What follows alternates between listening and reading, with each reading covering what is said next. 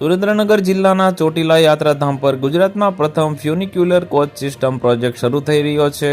આ પ્રોજેક્ટ પૂરો થયા બાદ ભક્તો માત્ર 5 મિનિટમાં ચોટીલા ડુંગર પર આવેલા મા ચામુંડાના દ્વારે પહોંચી શકશે, જેના કારણે ભક્તોએ 635 પગથિયા ચડવા નહીં પડે। હાલ આ પ્રોજેક્ટનું આશરે 35% જેટલું કામ પૂર્ણ થઈ ગયું હોવાનું સૂત્રોએ જણાવ્યું હતું। ચોટીલામાં શરૂ થનારી ફ્યુનિક્યુલર સિસ્ટમ રાઇડ માટે 20 કરોડનો ખર્ચ થશે।